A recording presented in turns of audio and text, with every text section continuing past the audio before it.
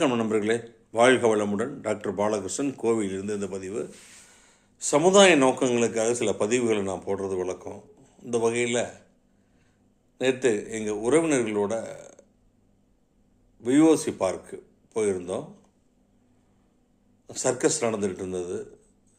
சர்க்கஸ்க்கு முன்னால் பார்த்தீங்கன்னா பானிபூரி, அந்த கடைகள், ஜவுளி சர்க்கஸ், நிறைய கடைகள் எல்லாமே போட்டிருந்தாங்க. அங்கே போய் ஆடினப்போ பார்த்தீங்கன்னா ராட்டினத்துக்கு 50 ரூபா கேட்டாங்க. என்ன தம்பி 50 ரூபான்னு கேட்டேன். ஆமாம் சார், அதிகாரிகளுக்கு லஞ்சம் கொடுக்கணும், கவுன்சிலருக்கு லஞ்சம் கொடுக்கணும் சார், அப்போ தான் நாங்கள் இந்த தொழில் பண்ண முடியும் அப்படின்னு சொன்னாங்க. அங்கே முடிஞ்சிட்டு நம்ம உள்ள ஜெமினி சர்க்கஸ்குள்ளே போனால் பாஸ்னு 10 பேர் வர்றாங்க. சர்க்கஸ்லாம் ஒழிஞ்சு போயிடுச்சு. அவங்களுக்கு நம்ம தான் ஆதரவு கொடுக்கணும். அந்த சமயத்தில் இலவசமாக பயன்படுத்துறது தப்பு.